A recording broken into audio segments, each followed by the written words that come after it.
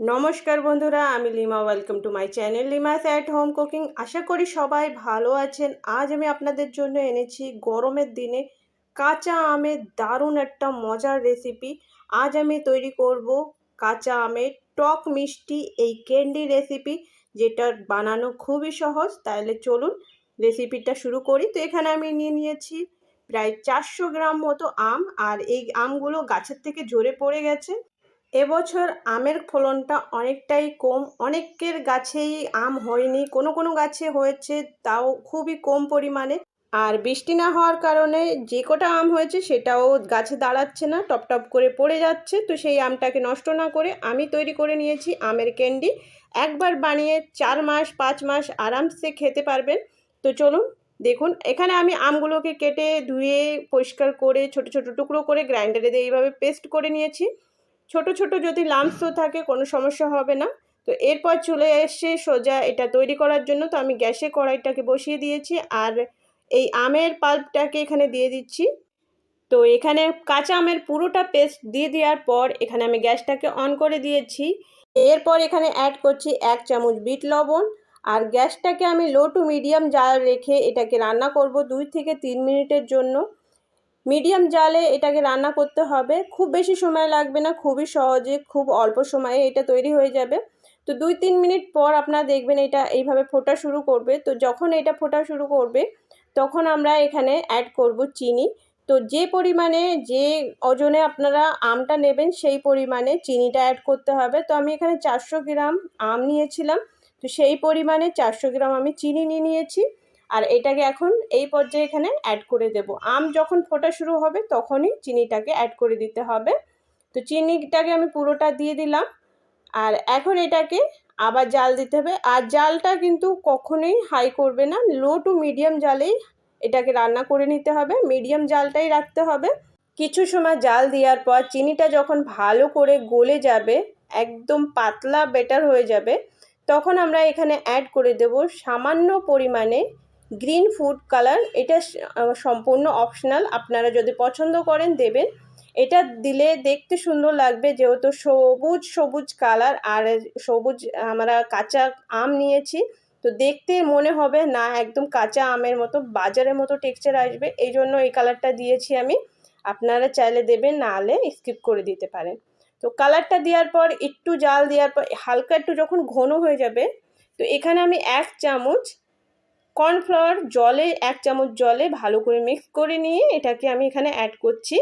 তো এটা অ্যাড করার পর 2-4 মিনিট আরও রান্না করব। এটা অ্যাড করলে এর টেক্সচারটা ভীষণই ভালো আসবে, একদম জেলি জেলি টাইপের হবে। তো বেশ কিছু সময় এইভাবে এখন জাল দিয়ে নিতে হবে, যত সময় না এটা ভালো করে ঘন হয়ে যাচ্ছে কিংবা শুকিয়ে আসছে। তো কিছু সময় এইভাবে দেওয়ার পরও যদি মনে হয় এটা খুব বেশি পাতলা মনে হচ্ছে ব্যাটারটা, তাহলে এখানে আপনারা উপর থেকে আবার 2 চামচ কর্নফ্লাওয়ার অ্যাড করতে পারেন। 1 চামচ বা 2 চামচ যতটা লাগে আপনারা দিতে পারেন। তো এইভাবে আমি এখানে 2 চামচ অ্যাড করেছি পরে। তো এইভাবে দিয়ে দেওয়ার পর এটাকে ভালো করে মিক্স করে নিতে হবে, লাম্পস পড়ে যাবে না। আপনারা সঙ্গে সঙ্গে এইভাবে চামচ দিয়ে কিংবা খুন্তি দিয়ে এইভাবে নাড়িয়ে চাড়িয়ে নেবেন, একদমই লাম্পস পড়বে না। আর এটা খুব ভালো করে মিক্স হয়ে যাবে, আর খুব সহজে খুব অল্প টাইমে এটা শুকিয়ে যাবে। তো ব্যাস, এটা দেওয়ার পর আবার একটু এইভাবে জাল দিয়ে নিতে হবে। যখন দেখবে কড়াইয়ের গা থেকে এটা আর ছাড়াচ্ছে না, মানে এইভাবে এটি ধরছে, ভালো করে টাইট মতো হয়ে আসছে, তখনই আমরা গ্যাসটাকে বন্ধ করে দেবো। তো খুন্তির গাতে যখন দেখবে জড়িয়ে আছে, একদম পড়ছে না নিচে, তখনই আমরা গ্যাসটাকে বন্ধ করে দেব। আর এখানে দেখুন আমি একটা থালা নিয়ে নিয়েছি, আর এর উপরে সামান্য একটু রিফাইন্ড তেল দিয়ে একটু অয়েলিং করে দিচ্ছি, যাতে ব্যাটারটা যখন আমরা এখানে দেবো এর থালার সাথে না লেগে যায়।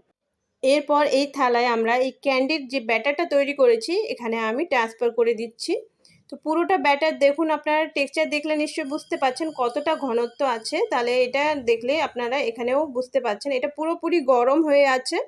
একদম গরম গরম আমি নামিয়ে নিয়েছি থালায়, ঠান্ডা করার জন্য এই থালায় নিয়েছি। আর এটাকে আমি 30 মিনিটের জন্য রেস্টে রেখে দেবো, যেন ভালো করে ঠান্ডা হয়, রুম টেম্পারেচারেই রাখলে হবে। তো 30 মিনিট পর আমি ফিরে এলাম, আর দেখুন এটা ভালো করে ঠান্ডা হয়ে গেছে। এর উপরে আমি যেটা দিচ্ছি সেটা হচ্ছে চিনির গুঁড়ো। খুবই সিম্পল, চিনিটাকে মিক্সারের ভিতরে দেবেন কিংবা শিলের উপরে এটাকে গুঁড়ো করে নেবেন, একদম পাউডার শেপে করে নিলে আপনার চিনির পাউডার তৈরি হয়ে যাবে। তো চিনির পাউডারটা এখানে খুবই দরকার, না হলে কিন্তু এটা আপনারা কোনো শেপ দিতে পারবেন না, এটা হাতে খুবই জড়িয়ে যাবে। তো এটা করা খুবই দরকার। চিনির পাউডারটা আপনারা আগের থেকে রেডি করে রাখবেন। তো আমি এটা আগের থেকেই রেডি করে রেখেছিলাম। আর এখান থেকে অল্প অল্প করে বেটার নিতে হবে, আর চিনির পাউডারে এইভাবে ডিপ করে এটাকে গোল শেপ দিতে হবে, ক্যান্ডির মতো শেপ দিতে হবে। তো আপনার যে কোনো ছোট বড় সাইজের, আপনারা যে কোনো সাইজের ক্যান্ডি তৈরি করে নিতে পারবেন এইভাবে। দেখুন, যদি আপনারা পাউডারটা না ইউজ করেন তো কতটা স্টিকি, এটা হাতে খুব পরিমাণে এইভাবে জড়িয়ে যায়। তো এইভাবে আপনারা পাউডারটাকে একটু ডিপ করে নেবেন, আর তারপরে যে কোনো শেপ আপনারা দিতে পারবেন, হাতেও লাগবে না। এটা সুন্দর করে গোল শেপ বা যে কোনো শেপে আপনারা ক্যান্ডিগুলো তৈরি করে নিতে পারবেন। তো আমি এইভাবে এক এক করে পুরোটা ক্যান্ডি তৈরি করে নিচ্ছি এখানে। দেখুন কতটা ইজি বানানো, আর খেতে কিন্তু দারুণ হয়। এই ক্যান্ডিসগুলো আমি এখনও পুরোটাই রুম টেম্পারেচারেই রেখেছিলাম, আর এখন যেহেতু ভীষণই গরম পড়ছে, আর চিনিতে যেহেতু বানানো, এটা বাইরে রাখলে কিন্তু নরম হয়ে থাকবে। তবে যদি আপনারা এটাকে ফ্রিজে রাখেন, এটা দারুণ টেক্সচার আসবে, একদম শক্ত হয়ে যাবে, খেতে খুবই ভালো লাগবে। তো চেষ্টা করবেন এটাকে ফ্রিজেই রাখার, আর ফ্রিজ যদি নাও থাকে ঠান্ডা জায়গায় রাখতে চেষ্টা করবেন। আর এখন দেখুন আমি উপর থেকে আর একটু চিনির পাউডার দিয়ে এটাকে ভালো করে মিক্স করে দিচ্ছি, যেন একে আরেকের সাথে না লেগে যায়। তো এইভাবে চিনির পাউডারে ডিপ করে রাখলে এটা একে অপরের সাথে একদমই লেগে যাবে না, একদম ছাড়া ছাড়া থাকবে। আর দেখুন, এটা প্রত্যেকটা একদমই ছাড়া আছে, কেউ কারোর সাথে লেগে যায়নি। আমি সবটা আপনাদেরকে তুলে দেখিয়ে দিলাম, আর একটা এখন ছিঁড়ে দেখিয়ে দিচ্ছি। দেখুন এটা কতটা জেলি, পুরোটা জেলি, মুখে দিলেই একদম গলে যাবে, খেতে ভীষণই টেস্টি। বাচ্চারা তো একদম ঝপ করে খেয়ে নেবে। আর আমি যখন তৈরি করছিলাম তার ভিতরে আমার এখান থেকে অনেকগুলোই খাওয়া হয়ে গেছে, আর যেগুলো ছিল সেইগুলো নিয়েই আমি ভিডিওটা দেখাচ্ছি। তো রেসিপিটা আপনাদের কেমন লাগলো আমাকে কিন্তু কমেন্টে জানাতে একদম ভুলবেন না। আর এটা এখন যেমন, এটা ফ্রিজে রাখলে আরও টেস্টি হবে, আর যত পুরনো হবে ততটাই টেস্ট এটা বাড়বে, আর ভীষণই মজার হবে ফ্রিজে রাখলে। দেখুন ফ্রিজে রাখার পর আমি যে টেক্সচারটা হয়েছে আমি সেটাও দেখিয়ে দিচ্ছি আপনাদেরকে। তো রেসিপিটা যদি ভালো লাগে তাহলে অবশ্যই লাইক করে দেবেন। আমার চ্যানেলকে সাপোর্ট করতে, চ্যানেলকে সাবস্ক্রাইব করতে একদম ভুলবেন না। আর এমনই নতুন নতুন রেসিপি আমি আপনাদের জন্য আবার নিয়ে চলে আসবো। তত সময়ের জন্য নিজের খেয়াল রাখবেন। ধন্যবাদ।